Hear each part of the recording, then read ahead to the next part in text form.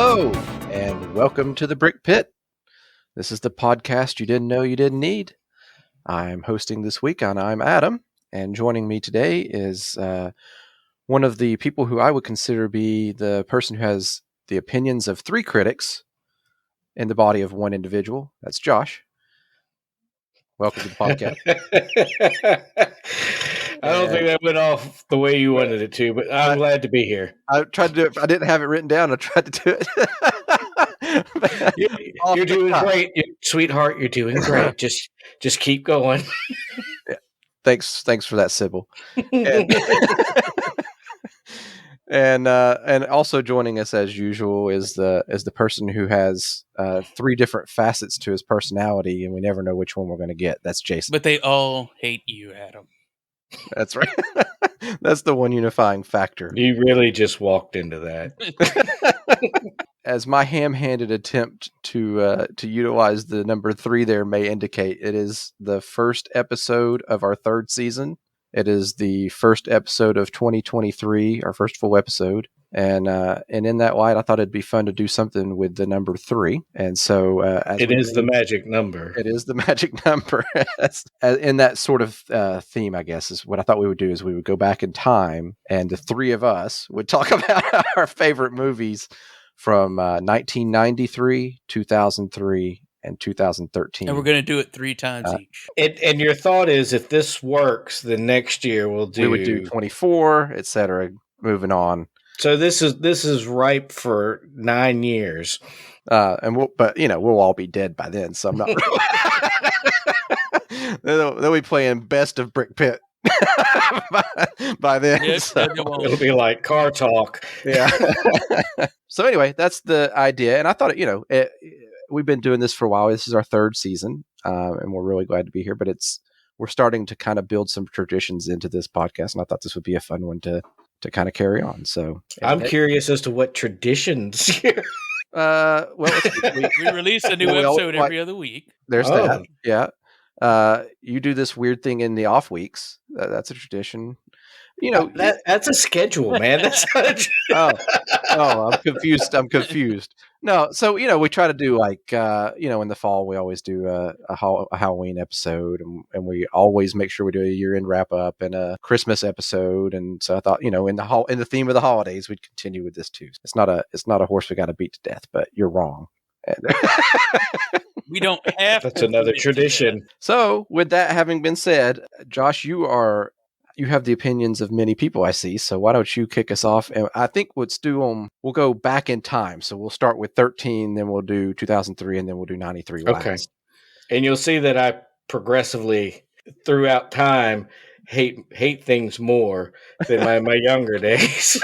So I don't know if it's that because movies have gotten worse or if I've just gotten meaner. I'll say I noticed when I was going back and just kind of looked, because I actually had to get a list because I don't remember when every movie came out. So I kind of refreshed my memory. I'm kind of like you. I was like, it's not really much in 13.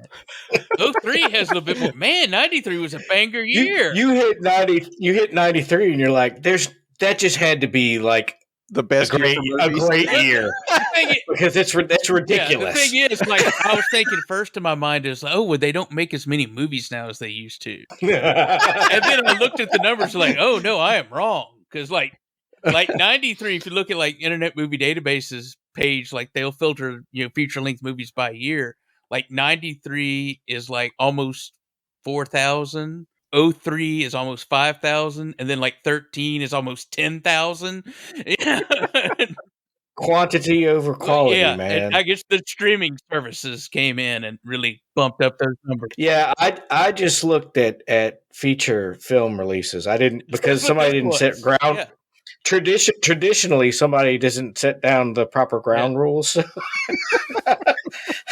I just made them up and said I'm just going to look at theatrical releases, not counting re-releases. And then just chose everything. Yeah. So one might argue it's also possible that movies are of essentially the same Okay, it would be hard to believe. We're aging out of the target demographic. Yes, the 18 to 40 or whatever, 18 to 35 is what they want. The peak. Look, just because you love To Justin with Love, and I don't even know what that is. Wasn't it the American Idol movie or something? I don't know. That? I've never heard of it. Don't tell us you don't know what that is, man. You bought the novelization.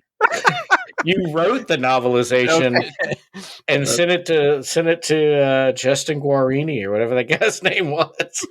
I cannot be the only person and that's like old man stuff now. That's not even like current pop culture. That was like way back in 2005. That was before my kids were born, and I'm acting like it's current day. So I think a lot of it has to do with, like, as we said before, like the entry into making a film isn't what it used to be. Like there's no barriers, like anybody with the digital camera and iPhone or anything like that. But yet movies like cost way more on average now. No, but look at the 90s though, man. Like the 90s were peak indie film. That's true. That's true. Clerks and stuff like that coming out. And also there's part of this problem is this isn't going to be like groundbreaking revelation, but it honest to God does feel like 2000 was 10 years ago to me. Yeah. It legitimately does. Like Tarantino talked about he said that basically like cinema right now totally sucks. It hadn't sucked this bad since the 80s. And I was like, that's not really fair. And then I started looking back and I was like, yeah, that's kind of fair. Like, and not just because he was making films in the 90s, but just looking at like 93, I was like, that's a fair assessment, because this is just 1 year of the 90s and it blows out the doors of 2003, 2013. Easily. Which is why I wanted to save it for last. It's like the icing on the cake. So we'll eat our meat and potatoes first, and then we'll get to the dessert. We'll end with these were the days. You can't have your pudding unless you eat your meat. That's right. Who's going to be Archie? Who's going to be Edith? That is the duet of our golden years. All right, so let's hit it. What do you got? Surprisingly, I think I found more in 2013 and 2003, some of which I have only seen recently. So the Conjuring came out in 2013, and I'm like, that's like a decade-old franchise now. There's like been like 80 million movies, and I'm just getting around to watching the first one. Like, and it was really good. It was a good haunted house tale. All right, it's 9:18. We're headed down into the cellar where the door's just opened on its own. Give us a sign that you want to communicate with us. Nothing. Well, we've been called ghost hunters, paranormal researchers. But we prefer to be known simply as Ed and Lorraine Warren. It's November 1st, 1971. I'm sitting here with Carolyn Perrin, who, with her family, has been experiencing supernatural occurrences. You picking up anything in here, hon? Something awful happened here, Ed. What is it? So let me stop right there and say another reason that I really thought this would be fun is there used to be this used bookstore that was near my hometown. You either loved it or you hated it because nothing was organized. It was just books on shelves. There was no like categorization or author last name, nothing. You just walked in. So they were like either lazy or communist, or both. Communist. Yeah, yes, and yes. Column A and column B. So, but the idea was that the proprietor's concept was that you would just come in and just look around and something you would never look and pick up a gothic. I would hate that hippie place. Yeah, so I did not like it, but we used to go with my dad quite a bit, and he thought it was like a treasure hunt. Like he would just dig through these shelves and look and find it. And he'd be like, "Oh, this looks interesting," and read the back, and then we get whatever. This sort of forces us to look at outside of themes and this gives us a wider lens to look at things that we may not ever have otherwise talked about, and I thought that would be kind of cool too. So yeah, let me tell you a little about the Conjuring, loosely based on a real story. There are some charlatans that said this house was haunted. Everything I've read about these people is like they're probably charlatans, but whatever. It's a good tale. What I really liked about it is this good haunted house film.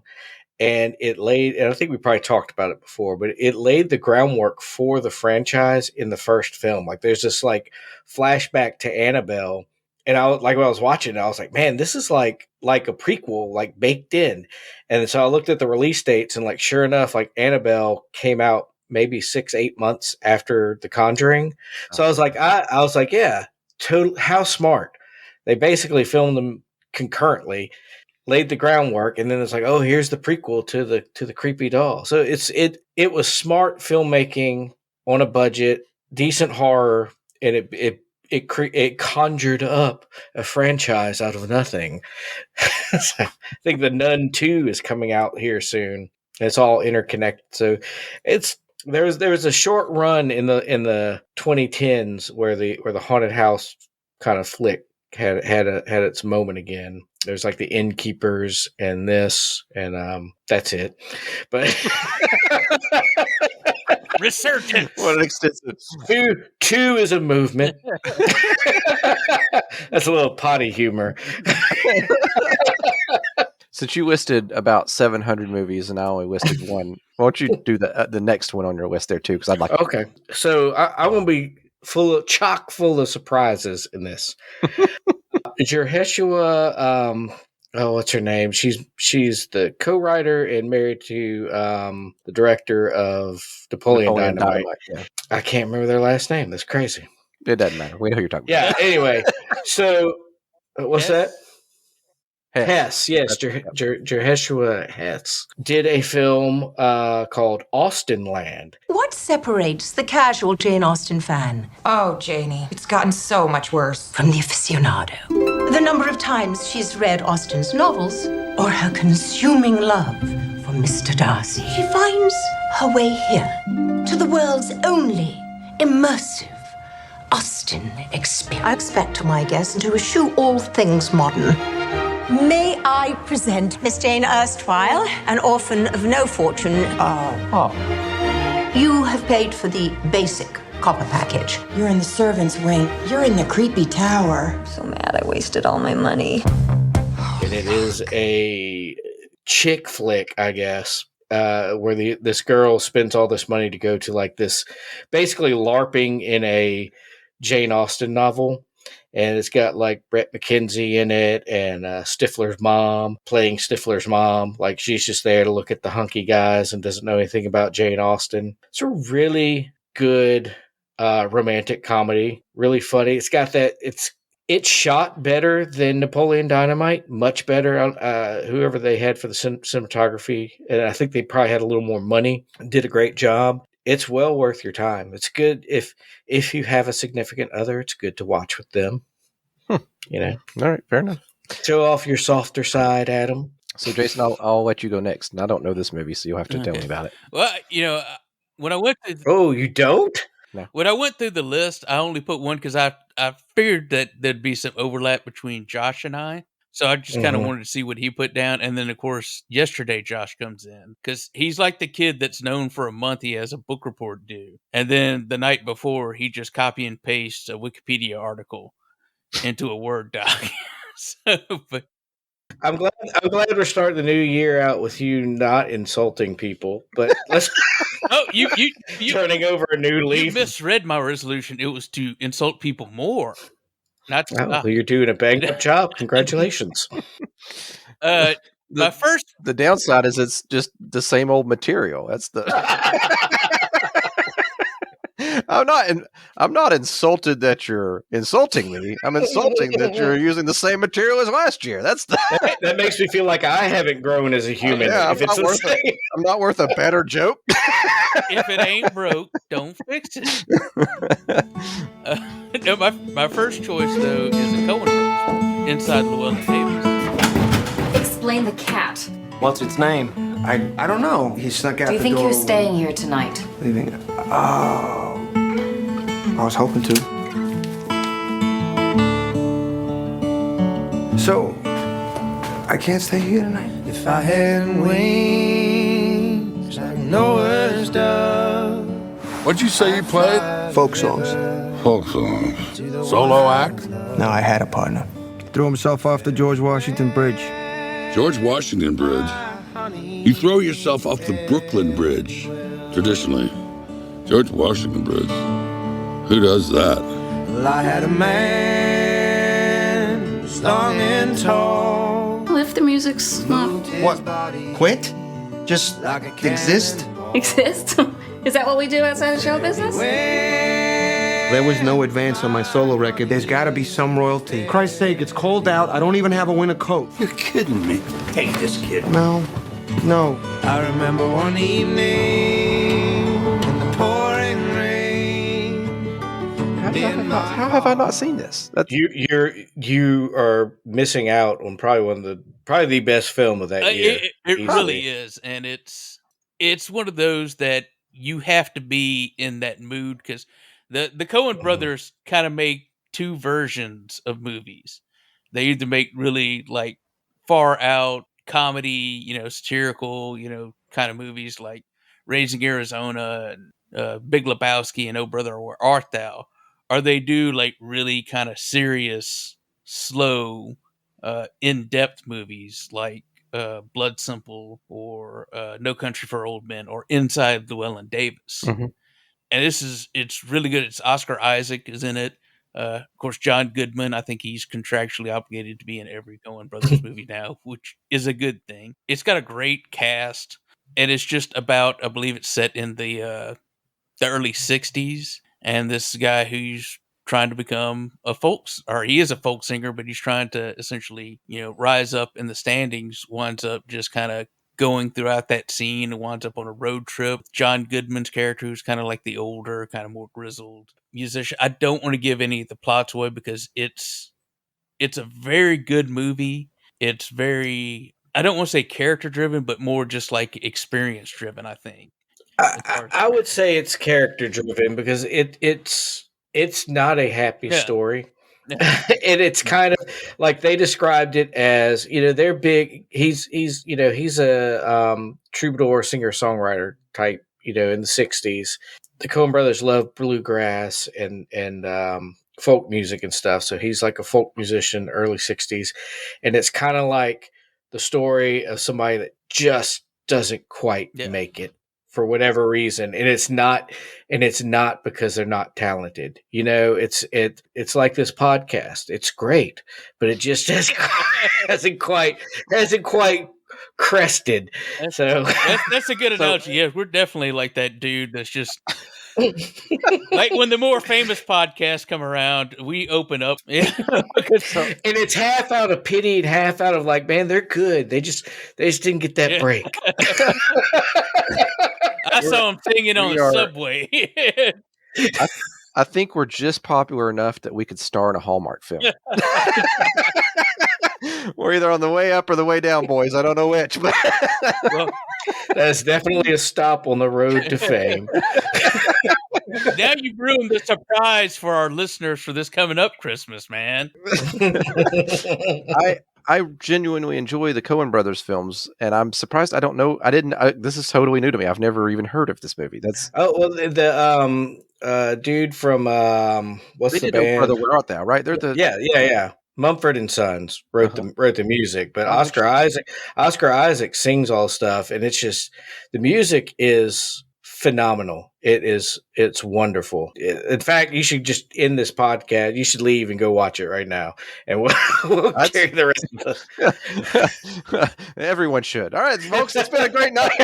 Pause the podcast if you haven't seen this film. Watch it, and then come back, and we'll ruin it by nitpicking it to death. Our next episode. The next 8 boxes. Oh, Inside Llewellyn Davis thinks it's so great. Thinks it's such a good film. But that's funny. Yeah, give it a shot, man, if you haven't already. And like I said, if you like Coen Brothers movies, you're gonna like this one. Yeah, for sure. I'm super excited. To me, it, like Josh said, this is the best movie of that year. But yeah, no question. I mean, it's when Jason put it down, I was just like, ugh. I didn't have any reason to put anything down after that. I was just gonna say, there were other good movies that came out that year that I liked. Wolf of Wall Street, I think, is a real good movie. It, like another Scorsese film, is one that a lot of people don't understand. Yes, they empathize. They take the wrong lesson. Right. He's not the hero, but he's the star of the movie, so it's got to be an endorsement. He's good looking. He can't be a bad guy. People tell me that all the time. And then we go behind them and be like, he's not the hero. Here's the 10 he promised you. He's not going to pay it himself. Yeah, that's a good one too. Do you have any others on the list right I'd off say the bat? another one it's a David O. Russell film, American Hustle. I believe that you should treat people the way that you want to be treated. Didn't Jesus say that? Yeah, right. Also, always take a favor over money. I think Jesus said that as well. But I don't know if he said the second one, but he might have said the first one. Everybody thought, oh, Richie DeMaso's gonna stay in the office. I'm outside on the field. I got people working for me. My ideas. I'm running the show. I'm the quarterback, and I'm not gonna settle. Wasn't necessarily in good shape, and he had this comb over that was rather elaborate. He had this confidence that drew me to him. My father, he taught me to believe that all people are good and to be good to all people. Life is ridiculous. Loosely based off a true story. I haven't seen that in a long time either. It's a good movie. Christian Bale, Amy Adams. About 10 years. Yeah, about 10 years, I'd say. Bradley Cooper.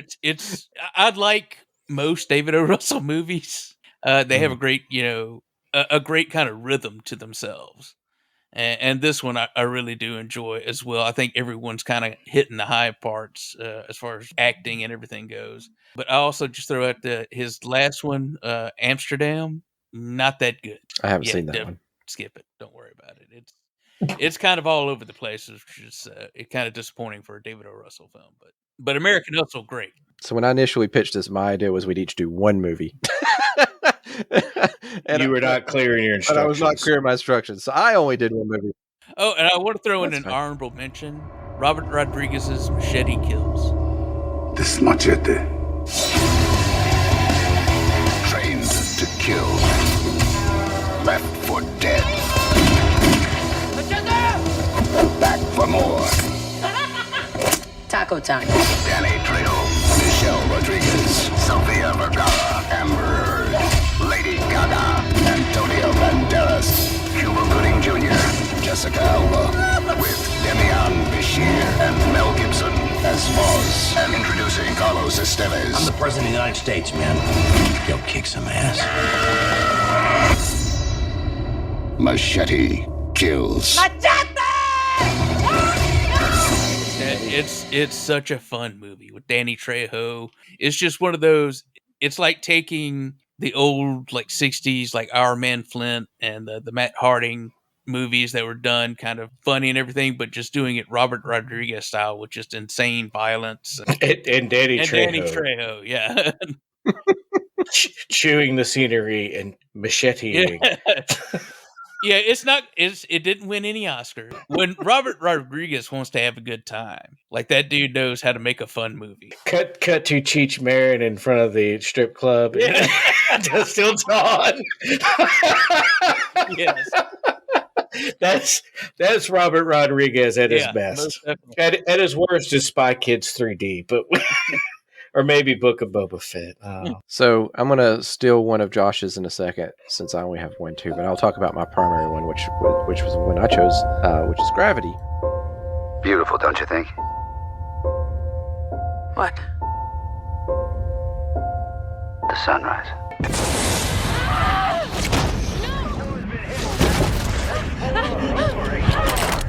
Houston, Dr. Stone is off structure. Listen to my voice. You need to move. I'm losing visual of you. I'm spinning. I can't breathe. Grab anything. What do I do? What do I do?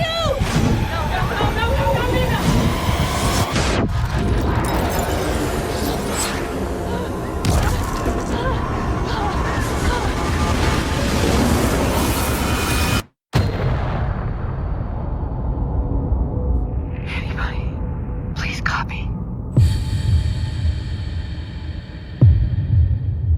The Sandra Bullock and George Clooney movie. I think it's probably big enough that I probably don't have to describe it in detail, but it's a space movie and there's an accident in space.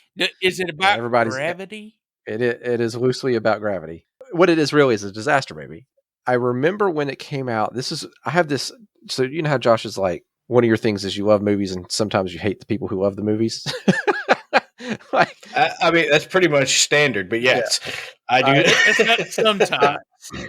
Including myself, when I like a movie, I hate myself. This came out with such hype. Mm-hmm.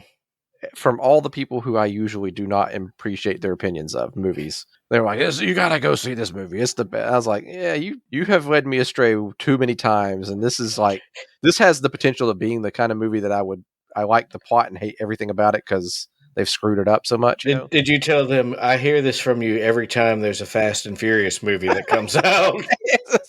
I know, but this was different. You'll really like this one. Okay. It's all about family, man. I didn't watch it until probably 2.5 years ago, maybe, for the first time. And I was able to, the reason I watched it is I was setting up a new surround sound system with a big screen. I was using that as the test movie because I knew it had those expansive space shots. And I thought, this would be a good chance to dial it in.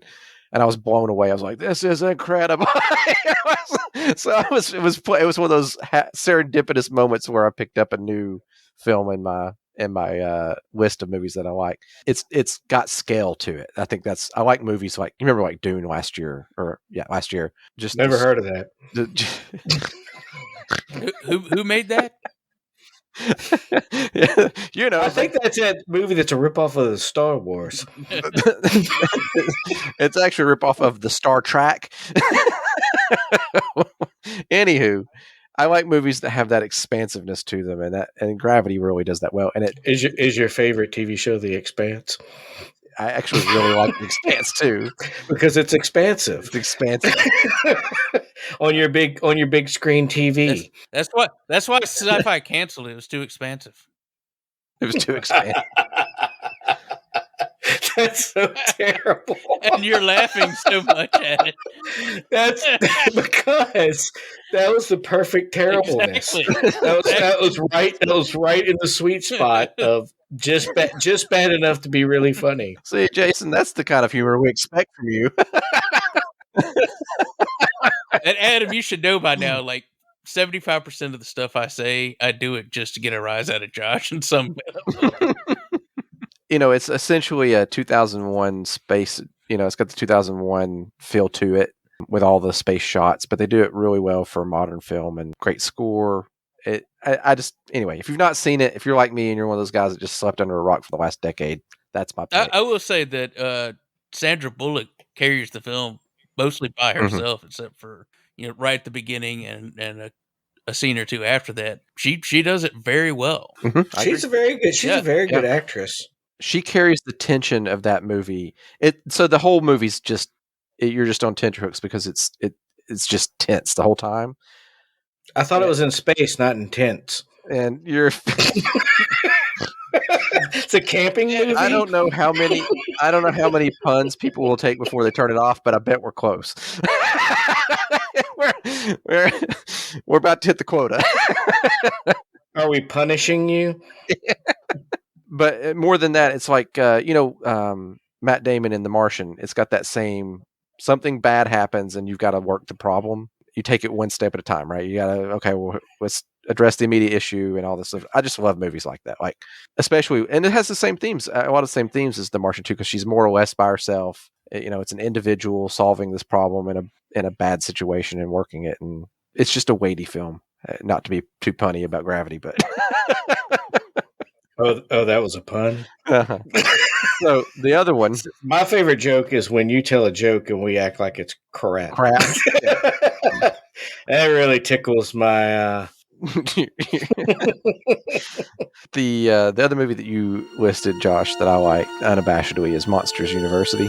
Since the very first bedtime, all around the world, children have known there are monsters hiding in their closets.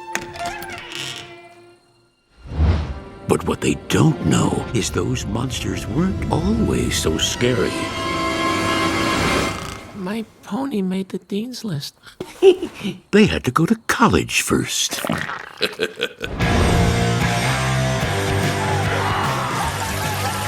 Very good film, actually. One of the that's why I put it on the list. Yeah, I was like, you think this is a joke? I thought it was. I don't know. After that haunted house movie you made me watch, I'm like, what is that? Monsters University is one of the few. Y'all know, I'm not big on prequels. Uh-huh. Monsters University and another on my list that we mentioned just briefly are prequels done well. But I mean, it's Pixar. Pixar I don't know, Typically man. fires on all cylinders. Sometimes, they've had a few flops in the last. They want the good years. dinosaur. Yeah, I haven't seen the new one either, but it didn't do very well. The one that came out over the holiday, I've already forgotten the name of it. That just tells you. Strange Worlds. I don't know if that was. Yeah. I don't know if that was Pixar. That was Oh, Disney. Just Disney. Disney. By itself, yeah. Okay. But The last Pixar one was that the Red Scare or whatever. Red. Panda. they also did I think Lightyear this year, which did not do well. I didn't like Lightyear either. I did not like that movie at all. I did not. Lightyear was put together by marketing first, I think. When they got done, I think everybody involved was like, "Oh, whoops!" They put the Abby normal brain in it and realized much too late what they had created. Like you said, Pixar usually does a good movie, but Monster University it's particularly clever. It's one of those I've had the occasion to watch recently more than once. And in our house, we typically watch it more than the original. We too, yeah. For people our age, like it does harken back to the crazy stuff you did in college, like throw people out the window on and kidnap pigs. Yeah. I mean, I don't know what try to impress Nathan Fillion. Like who didn't try to do that back in the kidnap their college Fillion. Wear the flesh of Nathan Fillion. I mean, it was like I want to put Nathan Fillion in a jar in his basement. That's appear in court for a restraining order for Nathan Fillion. Well, it's a universal experience, really. I mean, set the TiVo for Nathan Fillion's latest project on ABC. Rookies, feds. Talk to the police about the sudden disappearance of Nathan Fillion. So I guess we'll move on to 2003. I will go first this time because mine is no one cares. The elephant, the oliphant in the room. Yeah, the undisputed champ of 2003. The movie, of course, we're talking about is Lord of the Rings, Fellowship of the Ring. The eye of the enemy is moving. The end has come.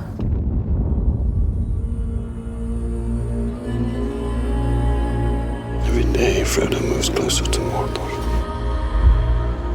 How do we know Frodo is alive? What does your heart tell you?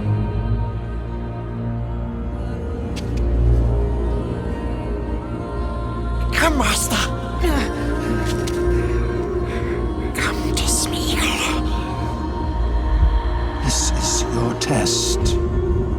Every path you have trod through wilderness, through war, has led to this road. I have often, so it is my favorite movie, hands down, of all time, favorite book of all time. I really think I kind of measure that. I measure all other, especially high fantasy, but pretty much all movies with that yardstick. There are a very few number of movies that I consider probably, I would use the phrase a perfect film, and I think this is one of them. Does it have problems? Arguably, if you're, book, like with your books and whatever, right? And that's not what the measure I'm using. I'm just saying. And we've tread down that path before, yeah. Just as a filmmaker's film, as it stands alone outside the context of the history of Tolkien and the books and whatever, it's just a good movie. So, I followed the development of the film quite closely because what was it? Came out 2003, but they started filming it years before.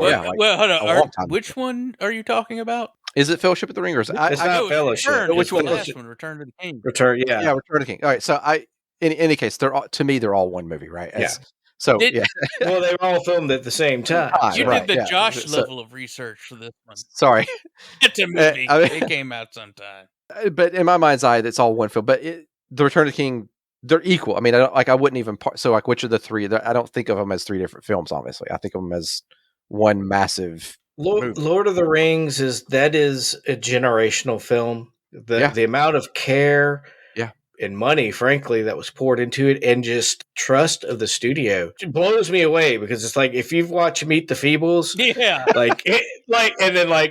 I could not imagine studio going, here's hundreds of millions of dollars to film the unfilmable epic that every nerd in the world has dreamed of. And even it. the Beatles couldn't create this. At one time they wanted to make Lord of the Rings. Yeah. Like you said, and give it to the guy who directed Meet the Feebles. And right. And you want to do it in Dead Alive. You want to do it in New Zealand? Okay, go ahead and do it in New Zealand. You want to hire every horse person in New Zealand? Every New Zealander to be in the film? It is one of the, if not the only example of a source material that I loved being done justice. Yes, I would agree. Of all the high fantasy that I have and science fiction that I've read and I've enjoyed, or the spin-offs of other sci-fi movies that I loved, and then they always let me down. The one sole exception might be Blade Runner 2049, which I thought was a good film, but not a perfect film. Following Blade Runner, The Lord of the Rings, the way he treated it, and we can tell, like, by comparison, The Hobbit, how horrible The Hobbit was as what I expected it to be. Right, I expected it to be what the Hobbit movie, not the cartoon, obviously, but the movies. I was like, oh, they're going to screw this up. And I, like you, when it was announced however many years earlier, I read every article about here's where they are in production and here's how they're, here's the casting calls for all the thing. And I was, as we got closer to it, and then when I remember watching, I can't remember what film it was in, but I remember I was watching a different movie in the theater, and I was working at the movie theater at the time, actually, in 2000 when Fellowship came out. They dropped the trailer for that movie. And I wasn't expecting it. Like, I was like, "Oh, what is this?" And then I can remember vividly, like, having to sit down. Like, I was like, "Oh my god!" Because I was standing in the aisleway when the trailer came on, and I just sat down on the stairs and watched that trailer. I was like, "Holy smokes!" Yeah, this is life changing. The stars aligned and everything. Like, it cannot. The problem is it can't be replicated because it was a conflagration of things that came together in this chaos, and when you try to replicate it, you get Rings of Power. It's like or just lesser entities of all types. I mean, it's not even. And here's what this is like the Charlie Brown football thing, because we talked about this with Star Wars and like Andor being, with Star Wars, what they do is they do this stupid thing where it's that intermittent reinforcement. Every 11th time they give me like this wonderful treat. And I will go back for the daggum shocks 10 out of 11 times because I'm an idiot. And Lord of the Rings, which was such a positive, overwhelming, high fantasy nerd brain reinforcement for my brain, that I am fairly certain that for the rest of my life, I will always go try to kick that daggum football. Like it broke. See, I'm the opposite. I haven't watched Rings of Power because the Hobbit burned me, and I was like, I don't need that in my brain. Diluting the power, the purity. Yeah. I don't need you to cut my cocaine with rat poison. Yeah. I got the Tony Montana stuff here. Why would I want? I don't know if your stuff's laced PCP. I'll make it a choice to make more drug references this year. Yeah, a mature warning on our way. All right. So, Josh, I'll kick it over to you, and you can. All right, I'll just do one because so it is A Mighty Wind. Finally, in the news tonight, the music world mourns the death of folk music icon Irving Steinblum. Steinblum managed the careers of the Main Street Singers, the Folksmen, and Mitch and Mickey. The only fitting tribute that we could come up with was a memorial concert. I'd like to think that Mitch would agree to do this, because I already said yes. Where else could we have such an event at Town Hall? We're very pleased to be having the folk people here. The acoustics are just perfect. Well, there's a puppy in the parlor and You went to the record store, you knew that the new Folksman album would be one word title: itching, wishing, rambling, singing, but they had no hole in the center of the records, and if you punched a hole in them, you'd have a good time. Yeah. It's just that kind. My dad, Fred Knox, was an original Main Street Singer. He's a dead person now, but when he was alive, he was so happy. There had been abuse in my family, but it was mostly musical in nature. There's a kiss at the end of the rainbow. I must say I was in awe of Mitch and Mickey. Who wasn't? Mitch was mysterious and intense. I don't remember much. We are so excited to be part of this project. Oh, absolutely. It's something of a challenge for me because I don't like folk music. Me too. Quick plug, Ola. I'm Mike LaFontaine, owner and founder of High Class Management. Whoops! I had a hit that you might have heard of, Hurrelegget Lille Gommen, which means how's it hanging, Grandma? Those are lights hanging up there? Yes, those are lights. Could they fall? And that's a ceiling above us. Excuse me, I must be full. It's like that wire. I see a wire. I see it. Some mighty winds are blowing across the land and across the sea. It's blowing peace and freedom. I feel ready for a voyage on this magnificent vessel. I love Mitch. What if we see sailfish? But That's a good movie. That is a great movie. It is the best of mockumentary trilogy of Waiting for Guffman. At best, it's like not my favorite, but the best technically and story wise. Between Best in Show, Waiting for Guffman, and A Mighty Wind. Mighty Wind, I think, is the peak. So, like, Christopher Guest is the king of mockumentaries. He has the same cast. What makes this so good is not only I love his films because they're making fun of these people in a certain instance, but it's not in a mean way. It's a very loving way look at the banality of life. And then there's the musical aspect of it. Again, it's all this original folk music that is incredible. And Right. there's some real emotional moments, like the Eugene Levy and Kathleen O'Hara, their final performance where they're singing this song. They were like in love when they were young, and they broke up, and they're coming back together for this reunion concert. And everybody's wondering if they're going to kiss at the apex of the song. There's like real emotional investment in that, and the song's beautiful. Everything is just perfect. I know it was nominated for Academy Award for the song. I can't remember. Jane Lynch is incredible in that too. And, like, everybody is just firing on all cylinders. It's perfect. Oh yeah, like I said, it's a movie that I kind of figured you would have chosen, so that's why I didn't put it on my list, because I kind of figured that was coming. Well, Yeah. that's a good segue. So, what did you put on your list, Jason?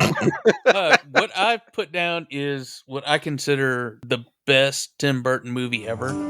That's Big Fish. In telling the story of my father's life, it's impossible to separate fact from the fiction, the man from the myth. The best I can do is to tell it the way he told me. If there was one thing you can say about it, Bloom, Was that I was intended for larger things. I was the biggest thing Ashton had ever seen.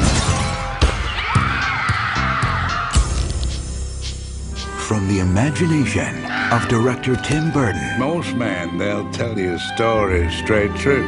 It won't be complicated, but it won't be interesting either. Did you ever think that maybe you're not too big? But maybe this town is just too small? They say when you meet the love of your life, time stops. And that's true. Your mother was never supposed to marry me. She was engaged to somebody else. Forget it, kid. Don't waste your time. She's out of your league. You don't even know me. Sure I do. You were hot stuff back in Hickville. But here in the real world, you got squat. Now, I may not have much, but I have more determination than any man you're ever likely to meet. Sandra Templeton, I love you and I will marry you. I was drying out.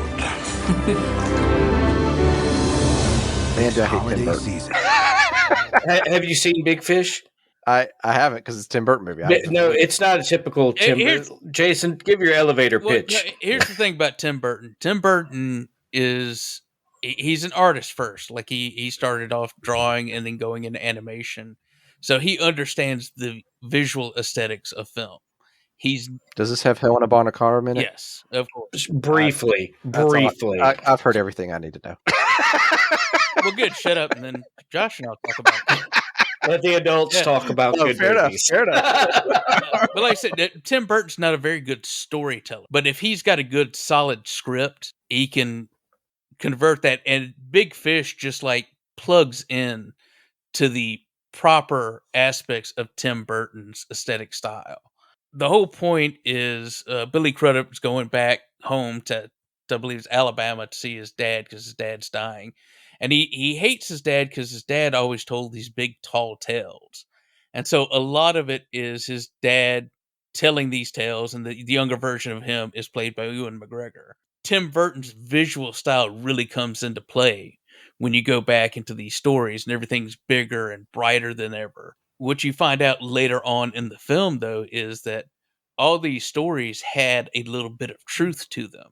He's just exaggerated all these aspects of it just to make them more entertaining. And there's a really good scene at the end where Billy Crudup's character finally comes to terms with who his father is. Mhm. And it's, like I say, it's very emotional. It's not your typical Tim Burton movie. If it wasn't for the visual style of this and those scenes during the storytelling, you would never guess that Tim Burton directed this film.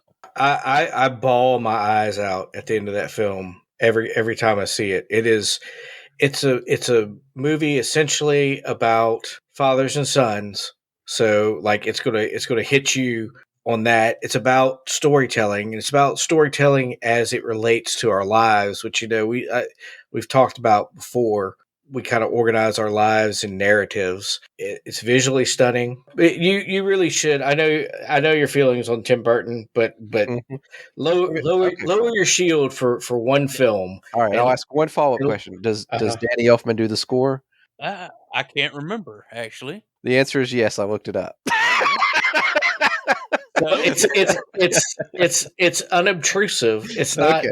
Look, I'll tell you, it is unlike any other Tim Burton film. I will actually give it a shot because I'm curious to see if this is just a long con. We're not really big Tim Burton fans, man. I know. Yeah, I know. I'm just curious if you got it together beforehand. Here's what we're going to do. This is a stacked cast. You've got, like I said, Ewan McGregor.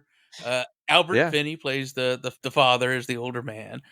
Billy Crudup. I think Jessica Lange plays Billy Crudup's mother. Like so Danny DeVito shows up in it, being very Danny DeVito-ish, and Steve Buscemi. And I honestly, while you were talking about it, I looked it up to see if there was if I'd actually seen it before and just forgot it, but I hadn't.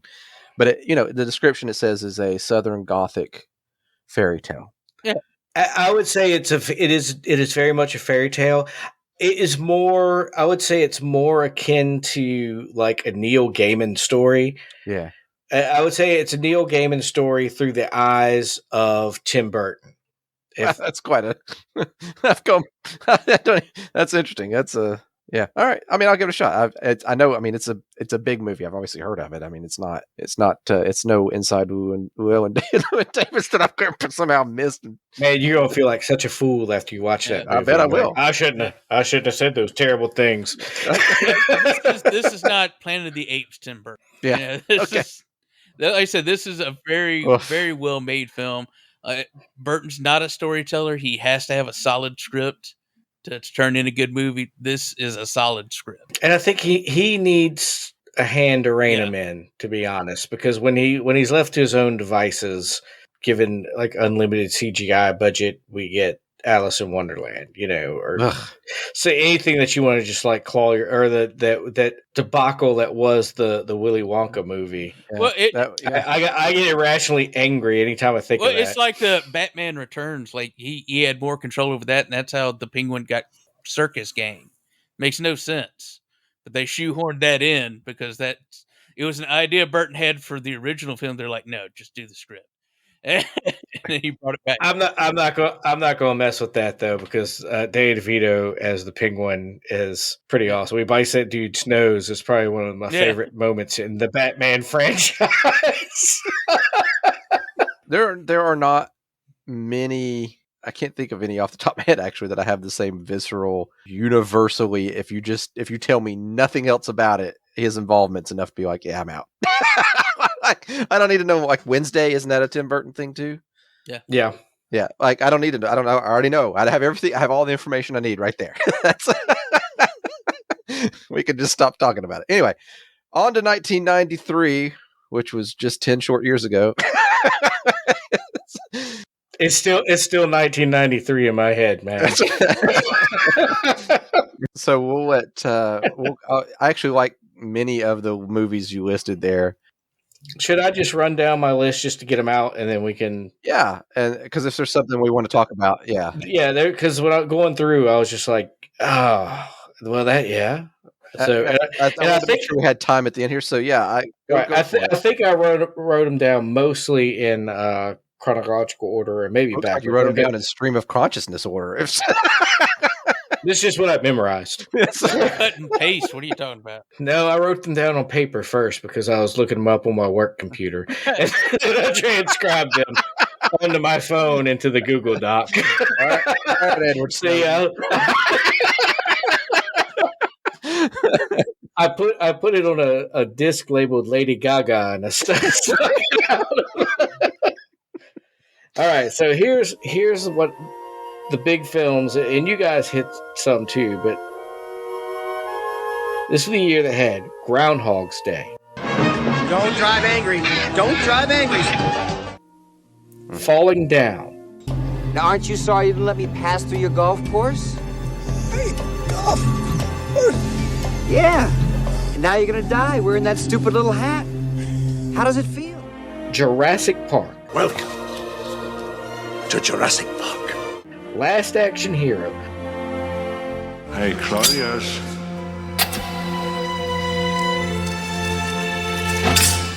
You killed my father. Big mistake. So I Married an Axe Murderer. Oh, I hated the Colonel with his wee beady eyes and that smug look on his face. Oh, you're gonna buy my chicken. Oh. Dad, how can you hate the Colonel? Because he puts an addictive chemical in his chicken that makes you crave it fortnightly, smartass. True Romance.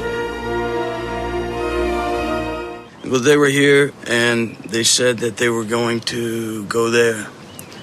Then they went. Yeah? Yeah, Safari Motel. Safari Motel. Uh-huh. Hey, you want to watch some TV or something? They might be back here. No, thank you. Thank you. Demolition Man. I'm happy that you're happy, but the place where you're supposed to have the toilet paper, you got this little shelf with 3 seashells on it. He doesn't know how to use the 3 seashells.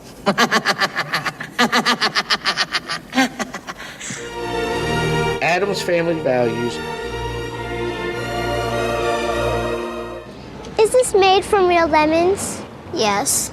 I only like all natural foods and beverages, organically grown, with no preservatives. Are you sure they're real lemons? Yes. Well, I'll tell you what. I'll buy a cup if you buy a box of my delicious Girl Scout cookies. Do we have a deal? Are they made from real Girl Scouts? Schindler's List.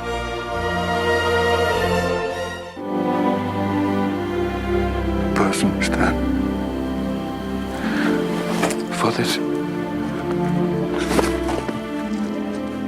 I could have become one more person, and I didn't.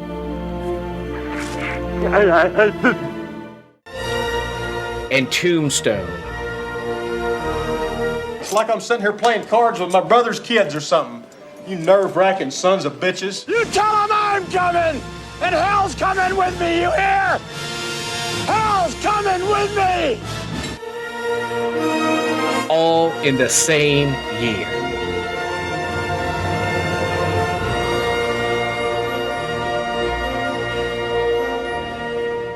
We'll just go into list ours too, so we have the full list. So mine was The Fugitive, and I didn't kill my wife! I don't care! so Jason's was Fear of a Black Hat. Now your new album is NWH Fear of a Black Hat. Right. But see, actually, it was supposed to be NWH Fear of a Black Hat, then subtitle Don't Shoot Until You See the Whites. Of their eyes? Whose eyes? Another film you probably haven't seen. Of course not. So I Married an Axe Murderer is my favorite ever Michael Myers film. Well, go ahead and talk about it. Yeah, oh, yeah. I mean, a distant second is Austin Powers, but yeah. So I Married an Axe Murderer. It is. I don't want to say it's his coming to America, but it kind of is. Like he gets to do different character and everything in it, and I'm actually found him funnier as his character's dad than as the main character. It was very much a vanity project that actually worked. Yes. He had the Wayne's World stuff going for him, so he's like, they let him do what he wanted to do, and this is what he did, and it was like, you're like, all right. And then the Love Guru came out and sank his career. So luckily, he had two great original ideas. He went with this one first. Have you seen So I Married an Axe Murderer, Adam? Yeah, I mean, I haven't seen it in 15 years, but yeah, I've seen The only complaint I have about it is like clearly they only had money in the music budget for one song. That's a great It's a good song, though. but after you hear it for like It is played out a little after you bit. hear it the fifth time, and it's not a song with a lot of lyrics either. It did the joke first before like a lot of things like the other Yeah. guys and stuff. But like, you get instead of the hard sergeant, he's like very like cool and like Great supporting cast. Yeah, Alan Arkin as the police. Alan Arkin, yeah. It's like, no, you're supposed to come in here and get on. Wow, you're doing a great job. Phil Hartman as the ex Alcatraz prison guard turned. Oh God, yeah. And like his monologue is just it's like pure Phil Hartman, just uncut. And of course the cameo of Charles Grodin. It's just a great movie, great jokes, great interaction. And if people of our age have all seen it because like you do the head like every it's like Sputnik, like everybody knows. It was Shrek before Shrek. I mean, his dad is Shrek. So a lot of these we've talked about before. Yeah. I mean, like Jurassic Park. I mean, come on. Seminal movie. That was not Jurassic World. Yeah. Like Jurassic World will be forgotten. Jurassic Park will be talked about. It'll be talked about in 100 years. Jurassic Park is a seismic shift for filmmaking, right? And it will go down in history as one of the great films. It is part of the American Songbook of film, and you fools didn't put it on your list. Shame on you. I mean, we all saw the same list. And I was like, I'm going to throw the boys a bone and make it easy. I'm going to pick a lesser of the. I think the other big thing on here that I was surprised not to see was freaking Tombstone. I was going to put it down. Obviously, we've talked. Yeah, we've talked about it. Like, have we? We've already discussed, and that's part of it. Going through the list, I try not to repeat ourselves too much. Duplicate on it. Yeah. Me too. Yeah, I guess a lot of these we've covered because I think we've talked about Demolition Man, how it's better than it deserves to be. I don't think so on the podcast. We've had that conversation in real life. I have to go through the archives, but I think we've mentioned Demolition Man. Patrick, if you're out there, let us know. He's our archivist. Yes, he's our official. Patrick's the only person we can verify listens to the show, really, because he's very specific. It's like it's not generic. Like, oh, your show's so great. He's like at minute 475 when you said this. You said this thing, and that's actually technically wrong, but I still appreciate the thought behind it. Like. Nothing but love. Awesome. Like, yeah, you've Kevin. If you're listening, you're not the super fan anymore. That's right. You got to do something to be a super fan. I want to ask you something, Adam. Though, have you ever seen Fear of a Black Hat? Oh no, man, I've not. You have to watch it. I know about it. I know the elevator pitch is this is Spinal Tap for rap. For rap, yeah. I would say it is the same movie as CB4, but funny. But better, yeah. This is what happened in when Josh and I were in college. We were with a friend of ours, and we both mentioned Fear of a Black Hat. He's like, "What's that?" We all three immediately got in the car, drove to Blockbuster, rented Fear of a Black Hat, brought him back to the apartment, and watched it right then. Under duress. This is one of those movies. So when you throw that on there, because originally you only put, we only had the one. I went and looked it up, and I remember having heard of it, and I watched the trailer, and I was like, "Oh, that jogs the memory." I couldn't find it streaming, or maybe I don't think it is streaming. Yeah, and so I was going to try to watch it, but I will say that what I gleaned from just the preview of it, this is a movie that I would only want to watch with you guys, like people. Rocky Horror Picture Show is not a movie you want to watch for the very first time in your 40s by yourself. Did it make you feel things? No, it was like, what is going on here? Somebody Why walk is in this while such- you're watching it, you'd have to explain yourself. I don't have to. No. Oh, The director of this Rusty film, Cundiff. Rusty Cundiff, he did Tales from the Hood, which is pretty good, Really good, yeah. like horror anthology. And he did a romantic comedy called Sprung that was pretty good. I think he's done some TV work. Chappelle Show, I think.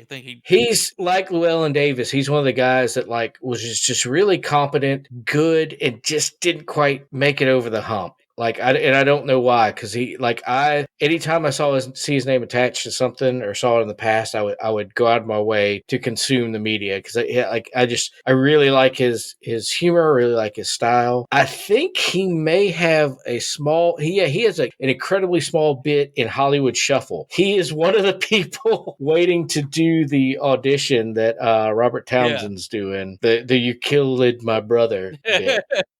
I remember him. And I watched Hollywood Shuffle like years later, and I was like, "Oh my God, it's Rusty Cundiff!" I was like freaking out. My wife's like, "What?" I'm like, "Oh, "That's the director of Fear the Black Hat." Okay, and she's like, "I'm still not following." So I mean, he's a good dude. Professionally, I don't know anything about his personal life. So like, if he got derailed because of some crazy scandal, I'm not endorsing. I don't know. I think I don't want to Google him later and be like, "Oh my God, he killed his whole family." I think he's mostly, They'll be playing that audio at your trial. He's a good dude. No, I think he's the best. He's mostly worked in TV. I think he's even done like the latest Creep Show TV show. I think he's worked on that and stuff. I think so. Which I know we've mentioned before, but that Creep Show reboot on Shudder is fire. It's good. I do think we should point out two movies that I think were kind of misunderstood and weren't given enough credit at the time. First one you put on your list is Last Action. I think it's getting a second look here in the past couple of years. Like as a new generation that didn't grow up on McTiernan films, like they're looking at it with the eye that it should have been seen. And with. I think part of the problem was marketing. I think it was marketed too much as an action film and not enough as a satire of action. I think you really do have to give Schwarzenegger a lot of credit in this film. Like he makes fun of himself and he just goes all out. Yeah, it takes a big man to make fun of himself. Yeah, because he's muscular. Is that the end of I just want to make sure that's the end of it. I can do this all day. But like I said, there's really good scene when they're in the real world and they show up at the premiere and everything. Fictional Arnold Schwarzenegger meets real Arnold Schwarzenegger. Fictional punches like, "You ruined my life." But it's this really interesting, this is the most character work Arnold Schwarzenegger had ever done. And it was really kind of interesting to see that, him make fun of himself and his friends like Sylvester Stallone. He and Stallone get a bad rap just because they're kind of muscle bound, but they're not dumb guys. And Schwarzenegger has taken some big risk, like on screen and off. I mean, that Maid thing, wow, that's pretty risky. It's a fun movie. It makes fun of action films and tropes. While still being a pretty decent action film. I think one of my favorite bits is when the villain first comes to the new world, the real world, and he shoots a person, and he's sitting there and he's waiting and he's looking at his watch and he doesn't hear sirens, because in an action film that you would hear sirens 3 seconds later. Or when they shoot the gas tank of a car and nothing happens, like a car. Yeah. That's some smart filmmaking, man. It's really good. I agree with Jason that I think all of the marketing around this pitched it wrong. Right. And it's one of those movies that unless you're somebody like us, it's definitely not for everybody. Yeah. It was made for film geek. Exactly. I would agree with that. I want to talk about The Fugitive. I think this is the perfect middle of the road Harrison Ford date night movie. I think this is. You want to date Harrison Ford while watching this movie? That's an Air Force One or that. Yeah, you could do a double feature, a milk toast double feature. You could probably intercut those movies together and not lose much of the plot. It's the same film. It was a one-armed man. Get off my plane. It's not a bad movie. It really is not a bad movie. No, it's a very good There's movie. definitely some very memorable lines. I didn't kill my wife, and I don't care. Like, that's classic. Yeah, Tommy Lee Jones really did sell his character. Yeah, I think this film did more for Tommy Lee Jones' career than it did Harrison, because Harrison Ford was solid. Tommy Lee Jones, like this, and like the one where he was the IRA, he was Blown like the Away. bomber, I think. Oh yeah, yeah, it's like he started getting some heat on him with our generation because he'd been around forever. But he really, Men in Black came after that. Like, he started building his brand based off, because there's like U.S. Marshals or something was like a this is spiritual my happy success. face. And Agent K or whatever is basically extension of the guy from The Fugitive. So, he really started building TLJ brand, as we call it in the industry. The only reason I couch it that way is I don't think we make enough of these movies anymore. Well, no. No doubt. They do mostly tent poles now. They don't do the middle of the road films like they used to. This is what I miss. I miss every 2 weeks, you've got a movie like Air Force One or The Fugitive coming out that is safe, that's not going to be like brain draining to go watch it, or an event, controversial, an event. I just want to move. It seems like it's either a Marvel film or it's Terry Gross presents 2 hours of nasal gazing. The documentary on Grass, right? Like, I don't or something worse, like a documentary on the Beatles. Like, who would want to? That was low, man. Get back. At this time, I was in high school and work permitting, I was going to the movies like every weekend. That's what you used to do. But it also looks like there were a lot more better movies. So that's why I mentioned this one, because there was in '93 there was tentpole movies. Jurassic Park, Demolition Man. There were all these huge films. It's all moved to streaming though, and we've talked about this before. Not only that, the problem is they take a film like The Fugitive and they're like, no, let's stretch this into 8 hours and release it on Netflix for binging, and so you get like 3 hours of filler of like Tommy Lee Jones like picking out donuts or something, or some like tragic backstory when he was a child and he was a fugitive, and like just you're like it just bogs down around episode 5. Well, back then, like I said, you had your tentpole seasons, which was mostly like summer, around Christmas. The rest of the time, it's middle of the road, and then you had Oscar seasons. Like, these are the movies that you don't plan to make money off of, but you're there to drum up some support and everything and get some awards. So here's the thing I want to point out about that. Exactly what you just said. Jurassic Park came out on June 9th. Fugitive came out July 29th. So it was, Jurassic Park would have still been running because it was that big. And especially in big markets, maybe not in rural markets where there's like 2 screens or whatever. These 2 movies were at the same time, and The Fugitive made $370 million. It was #1 movie for 6 weeks after it came out.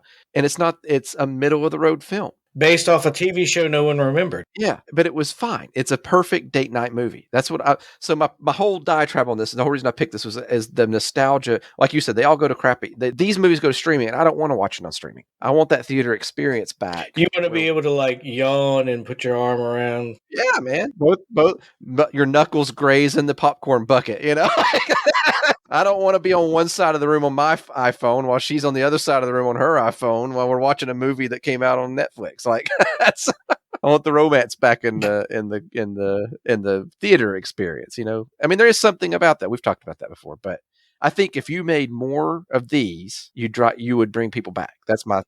You make these films for a decent budget, and it doesn't have to make $8 billion or whatever. Like Avatar, they're like, Avatar's got to make $2 billion to be profitable. It's like, that's a bad gamble. A lot of money. That's a lot of money that you had to put into to get that money out, and they're probably going to get it. Man, you could have made how many? You could have done. That's a year of films that you could have funded and had them in the theaters all year, and probably made the same profit. That's my kick on that movie. I think we've covered pretty good. I will throw out some. I'm not going to describe them. I'm just going to throw out some names from this year that people should watch. Red Rock West, but another favorite of Josh and mine's Freak. Yes, that's very off the wall. So if you need to be prepared for that one. Very difficult to find. Yeah. It's not streaming, and I think the DVDs are tough to find. You have to get them second hand or whatever. But worth it. Worth tracking down. And Matinee, which is a Joe Dante film. And it's very much about his love of films when he was growing up. John Goodman plays essentially a William Castle type character, and it's set during the Cuban Missile Crisis and everything. But a fun film. Joe Dante is fantastic. I can't recommend it enough. Very cool. Josh, you got anything to add? No. Well, on that note, Jason, would you mind taking us out? Yes, I would. Now, if you want to contact us and talk about how Josh phones it in on every episode, you can email us at brickpit@gmail.com. Find us on our social media at Facebook and Twitter, the Brick Pit Podcast. You can find us on our anchor.fm/brickpit. And good. Here's to a new year.